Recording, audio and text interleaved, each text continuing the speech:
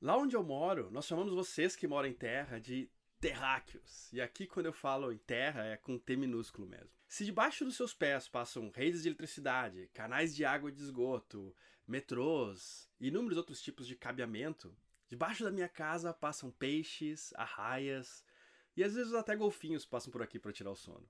Você deve estar pensando que eu sou um marinheiro, ou que eu trabalho em um navio de transporte de cargas, ou que, quem sabe, até um pescador. Mas e se eu te disser que eu não sou nada disso? E que não nasci à beira do mar. Não nasci meio às ondas, com o pé na areia, mas ainda assim eu moro em um barco. Eu nasci em Bagé, na divisa com o Uruguai, e cresci cruzando ruas, aguardando os semáforos abrirem, escutando o som dos carros, dos ônibus. O mar para mim era algo muito distante, de visitar nas férias e jamais pensar de passar além da arrebentação das ondas. Eu estudei informática, mas acabei largando a faculdade para tocar em uma banda em São Paulo. E mais tarde acabei me tornando diretor de filmes publicitários e sendo sócio da minha própria produtora em São Paulo. Em um determinado momento, eu havia lançado 13 filmes que deveriam ser feitos em 3 meses para um grande evento em São Paulo. E eu tava no auge da minha carreira. Aquele evento tinha uma premiação. Eu também ganhei um tique no olho direito e um movimento involuntário no braço a cada minuto, mais ou menos. E eu tinha 33 anos e eu pensava, cara, quando eu tiver 66, eu vou morrer, eu acho. E por fim, depois de uma série de exames, era apenas um burnout, que eu me recuperei uns 6 meses depois. Eu digo apenas, brincando, mas é algo que atinge 30% dos trabalhadores do Brasil e, muito provavelmente, alguns de vocês que estão me escutando agora, já passaram por isso. Só que, ao fim desses 6 meses, eu já enxergava que eu não poderia continuar vivendo daquele jeito. Passei a me questionar sobre como é possível alcançarmos algo na nossa carreira, na nossa vida, e ao mesmo tempo nos sentirmos tão miseráveis. Passei a me incomodar com a ideia de que os filmes que eu havia feito após um ano do seu lançamento já não valiam absolutamente nada, porque os produtos mudavam e de forma muito veloz. O filme do supercarro de 2008 já não valia absolutamente nada em 2009. E a cada ano, mais veloz e mais descartável. Eu amo a tecnologia e sem dúvida ela proporciona coisas incríveis, como poder trabalhar de um veleiro, por exemplo. No entanto, muitas vezes acabamos nos enganando com as tecnologias que prometem solucionar uma série de tarefas e nos deixar com mais tempo. Quando o carro surgiu, ele deveria fazer com que a gente gastasse menos tempo para nos deslocar de um ponto ao outro, encurtando as viagens. Acontece que atualmente 31% dos brasileiros passa mais de 1 hora por dia no trânsito, e eu já conheci quem ficasse 4 horas por dia no trânsito. Em São Paulo não é difícil de encontrar. E o e-mail, por sua vez, nos pouparia tempo de escrever uma carta, ir até o correio, colocar lá, comprar selo, esperar ela chegar. Mas acontece que hoje é quase impossível você conseguir ter tempo de ler todos os e-mails que chegam na sua caixa de entrada. Não acho que a culpa é da tecnologia, mas parece que a gente é muito melhor criando ela do que sabendo usar ela com sabedoria. Especialmente pensando coletivamente. Filósofos, físicos, matemáticos e curiosos vêm tentando compreender o que é o tempo. Há séculos, ou na verdade milênios. Por isso eu não vou aqui fazer nenhuma definição sobre o que ele seria.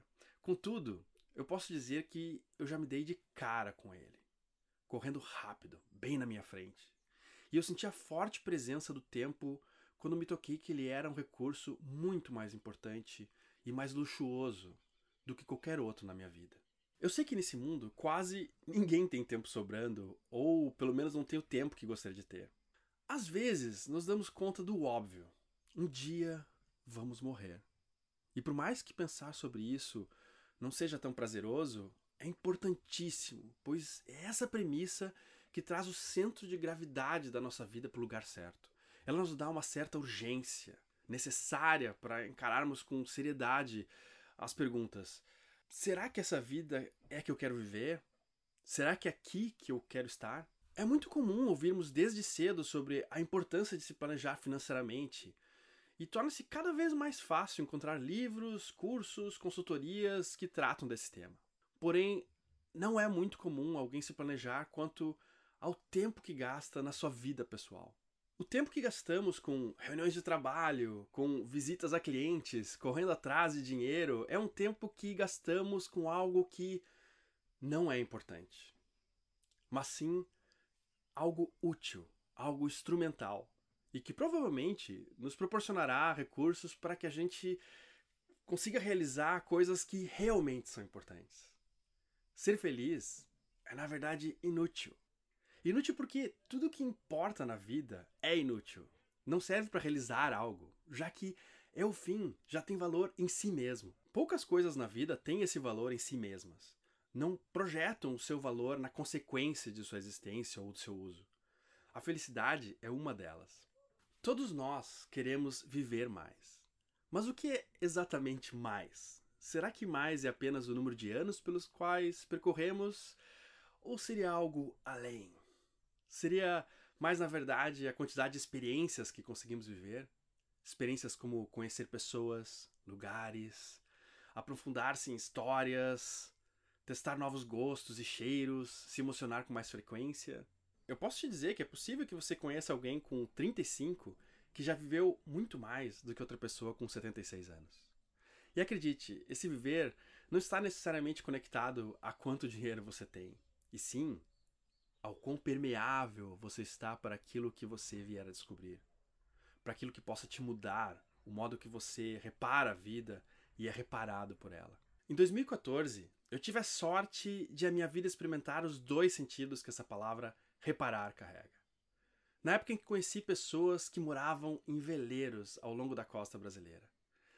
Eu reparei porque fui capaz de observar algo novo e maravilhoso, e também porque, a partir de então, passei a consertar a minha vida, a fazer alguns reparos que eram necessários naquele momento. Foi um choque ver pessoas vivendo num mundo tão paralelo, alienígena, ali entre duas megalópolis, de São Paulo e do Rio de Janeiro. Isso me ajudou a encontrar um objetivo que eu tinha, que era de fazer um trabalho mais perene, capaz de resistir um pouco mais ao tempo. Então eu resolvi gravar um documentário sobre essa outra forma de viver. Acontece que no meio do caminho eu acabei gostando demais dessa brincadeira para gravar só uma vez. E acabei fazendo um canal no YouTube junto com a Aline, minha ex-mulher, e que contasse a vida de pessoas que moram a bordo de veleiros no Brasil e no mundo. O documentário que imaginei se transformou em diversas histórias coletadas ao longo da costa brasileira. Eu não pensava em mais nada. Até que em 2017 eu me mudei para um veleiro, junto com a Aline Sena, que teve uma enorme participação em toda essa história. O meu canal foi crescendo e após 5 anos se tornou o maior canal sobre náutica em língua portuguesa do mundo. Talvez isso se dê pelo fato de que, apesar dos vídeos se passarem no mar, não é bem sobre náutica que falamos. Lá, o mar é um cenário onde tudo acontece. A vida a bordo é muito diferente da vida tradicional que a maioria conhece. Ela é bela, ela é minimalista e traz responsabilidades que não são comuns em terra, e foi capaz de desnudar uma série de problemas que eu ainda não tinha percebido. Eu comecei a me perguntar se valia o tempo de trabalho para pagar R$ 1 milhão em um cubículo no centro de uma cidade grande e barulhenta. Como pode ser que alguém gasta 4 horas no trânsito por dia? Sabe quando há um ruído baixinho em um determinado ambiente e depois de um tempo você deixa de notá-lo? Era como se o ruído tivesse parado e agora eu conseguisse perceber que ele estava ali durante anos. Perdemos a noção e o estranhamento para várias coisas na nossa vida. Coisas que nos machucam, que são pouco eficientes e que gastam muito do nosso tempo, eficiência e juventude. Quem mora em um barco, especialmente de forma nômade, precisa repensar muitas das coisas que na cidade estão geralmente no piloto automático, como conseguir água, eletricidade, internet. Cada barco é um laboratório de soluções que poderiam servir de estudo para compará-las com o que a gente faz na cidade.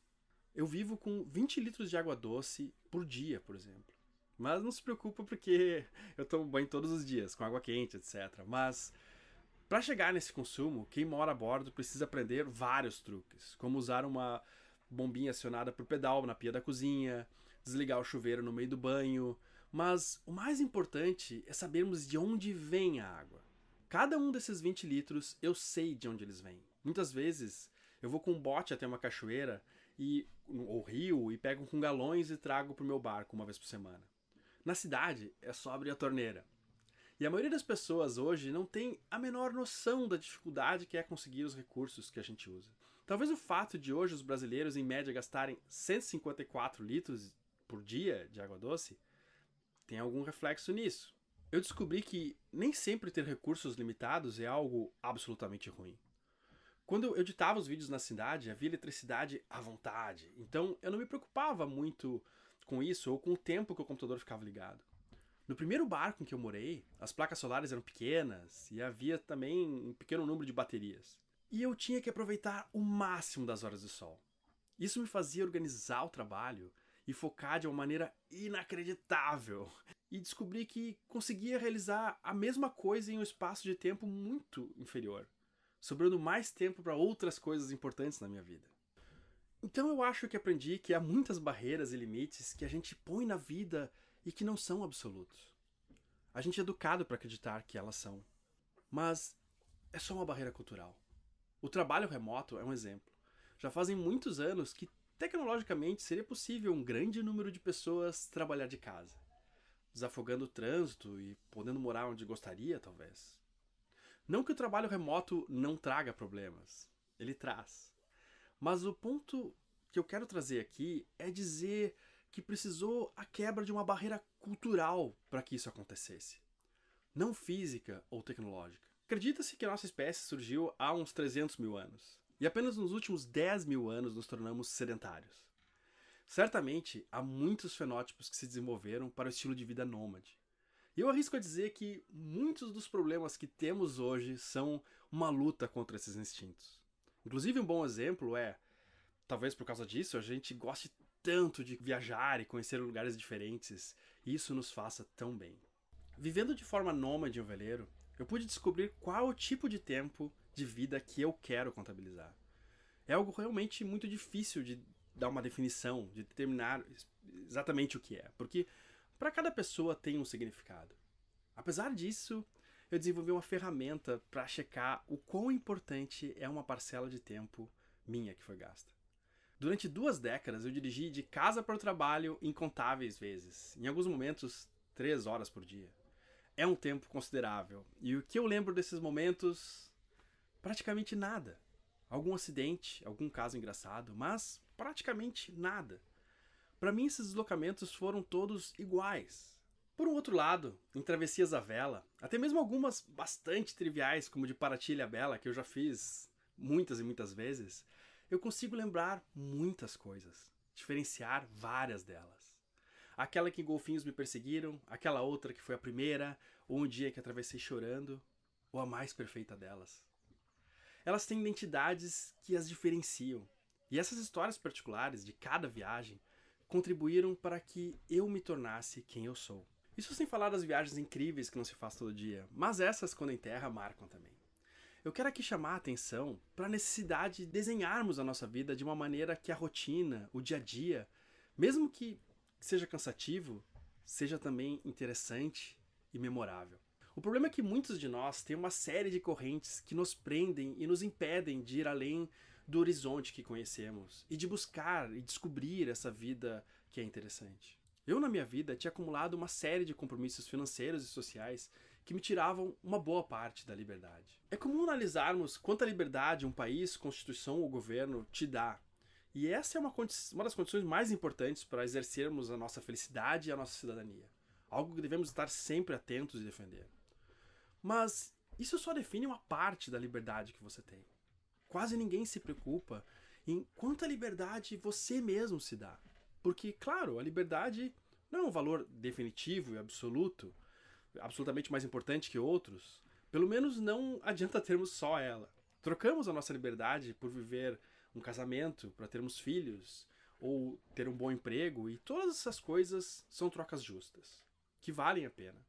Mas se você não cuidar com o tempo, vai acumular uma série de pequenas amarras, menos importantes, e que vão tornar a sua vida muito pesada e difícil de manobrar. Eu conheço alguns amigos que têm muito dinheiro, mas que para mudar de vida em uma curva de 90 graus, talvez eles precisem de 10 anos ou mais. Talvez nem consigam nessa vida. Tem muitos funcionários e não tem dinheiro para fechar a empresa, por exemplo. O meu objetivo de vida é estar pronto para fazer uma curva dessas a hora que eu quiser. Eu quero uma vida leve e ágil, manobrável. Isso para mim é liberdade. E viver em um barco me fez alcançar isso. Hoje a minha vida tem capacidade de manobra. Mas para isso, você precisa focar no que realmente é essencial para sua vida. É muito difícil ter uma vida que é como um barco pesado, muito lotado de coisas e ao mesmo tempo ser ágil. É preciso descobrir quais são as suas correntes, quais valem a pena manter ou não. Não existe aquele ditado que cortar custos é como cortar grama ou cortar as unhas? Pois então, ter uma vida simples é a mesma coisa.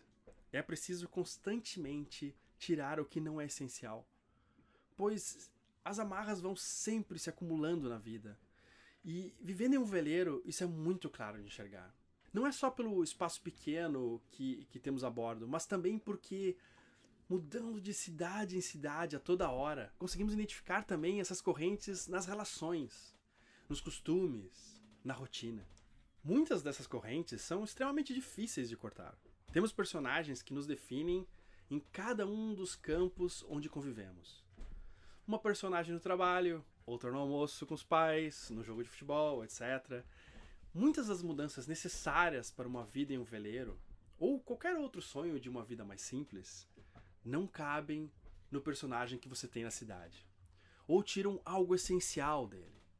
O fato é que para fazer a sua vida se transformar dessa maneira, você precisa criar outro personagem. Quando eu fui morar a bordo e comecei a mostrar a minha vida e de outros que moram a bordo também, evidentemente já existiam pessoas que moravam em veleiros, mas muitos me dizem que de certa forma eu inventei o cara que mora a bordo, esse personagem, o que é um grande exagero. Eu apenas mostrei. Para esse cara que mora a bordo, viver sem ar-condicionado, com pouca água ou gerando menos lixo, não é algo que o faz sentir menor ou lhe prejudica socialmente. É motivo de orgulho, algo para se orgulhar com os amigos, para mudar de vida de forma feliz e plena. É importante aceitar e criar uma imagem de si mesmo que funcione dentro do estilo de vida que você gostaria de viver. Caso contrário, tudo vai sempre incomodar você. E você nunca vai conseguir aproveitar o que aquela vida tem de melhor a oferecer. Porque você está sempre tentando encaixar algo que não cabe ali. E isso eu acho que é algo muito importante para quem vive um mundo que precisa de mudanças, como o nosso. E talvez uma das coisas mais interessantes que a vida a bordo tem para ensinar. Nós temos a capacidade de reinventar as nossas vidas com menos recursos, mas ainda assim criar algo que muitos julgariam como uma vida muito mais interessante, plena e cheia de novas experiências.